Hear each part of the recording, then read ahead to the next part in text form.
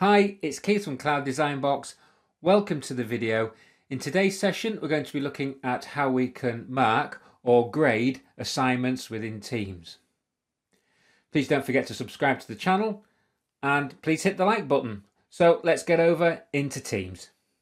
So here we are in Teams. I'm in the assignments area within an English Year 7 class. I'm in the forthcoming area and here's our homework.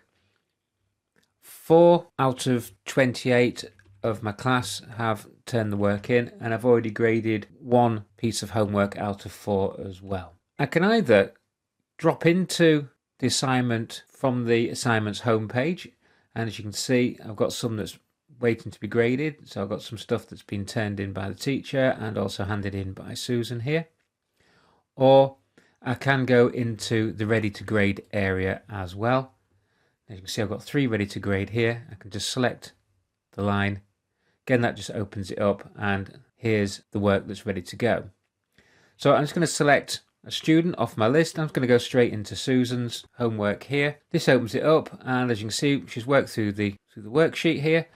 And I can now add some comments to the worksheet if I wish, and I can do that a couple of ways. So I can either go through editing at the top here and just select reviewing, or I can select review just from the top here. Please note this is opened up in the browser version of Word, so there's no save button, so I can just place my comments directly onto the sheet. Everything is auto saved for me, and I can now place some comments on the page here. Because I've selected reviewing, it will then place the text in a different colour, in this case red, and I can work my way through Susan's answers. Once I've placed any comments on the page and reviewed that, I can then come over to the right hand side, and this is where we're going to be physically placing in our mark. When I created this assignment, I did set it up with a rubric.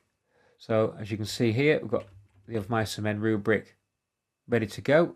I can just select it. That will then open up a rubric marking criteria. So I've got understanding of the plot summary, thoroughness of answers, and also got a spelling and grammar area here. So it's opened up directly into the understanding of the plot summary. So all I need to do is just work my way down the list on the rubric, understanding of the plot summary for the answers you put at the bottom of the page. I'm just going to say, yeah, that was good. As you click the rubric, it will then auto mark it as well. So for 3 points on this one, she scored 25 out of 100. I can then use the drop down, go to the next heading, thoroughness of answers, or I can use the toggle arrow and go backwards and forwards to suit. As I'm placing in my answer here, I can put some rubric feedback in as well. However, I'm not going to do that this time. Spelling and grammar, that was pretty good. So overall, Susan's now scored 83.33 out of 100. Once I've finished grading the rubric, I just select done. That will take me back to the start.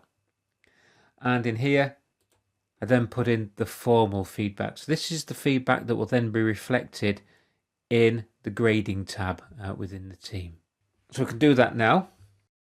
So once I've placed in my feedback, I do also have the option of being able to expand the grading pane. So make it a little bit bigger, reduce it down. Also, I can attach additional content to the feedback area. I could create a feedback video. I can attach some additional reading. The student may have raised some valid points within their answers, and you may wish to expand on that somewhat, so you can add additional content. And you do also get the option of being able to create fresh documents for your students to read or maybe complete as well. The points are already loaded in because we graded it via a rubric. However, if a rubric wasn't involved, I'd just type in my score there. And then I've got an option of doing 3 things. I can either return the work to the student as complete, or I can hit the drop down. I can return the work as before. If the student hasn't done enough work and it needs a bit of remedial action, I can return this for revision. The student will be notified that the work has been handed back, or you can mark as excused and returned. So for whatever reason, the student may not have been able to do the work, and in agreement with yourself, you've just set that to excused, and that then doesn't go against the student within the grading area. So as it stands, I'm happy with the piece of work that Susan's done. All I'm going to do now is return it. That piece of work is now deemed as complete. And from here, I can then, by using the speed grader, I can use the drop down and select my next student to mark, or I can use the toggle arrows and just scroll through and just keep on grading. If I wish to exit the grading area, all I need to do is just select close on the top right here, and that will take us back to the start. And as you can see, Susan has now dropped off the list. That's now been placed into the returned area here. So I've got my 2 students, the work has been graded, and I've still got the rest of my class to grade. If we quickly go over into the student view, so here we are in Susan's account, I can just drop through into the assignments area here. So any work that's been marked or graded by the teacher and returned, that sits in the completed area for the student, and the student can go in, click on the assignment view, and I can see the points. I can also open up any attachments. I can see where it's been annotated, so it's there highlighted in red. And also, if I click on the rubric, the student can also see how they've graded against the rubric, and the rubric score is just on the top right here. All the student can do with this is then just click close.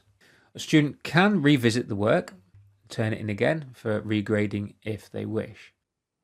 I hope you found this video useful. Please don't forget to like and subscribe. If you hit the bell icon, you'll be notified every time Cloud Design Box uploads a new video. Thanks for watching.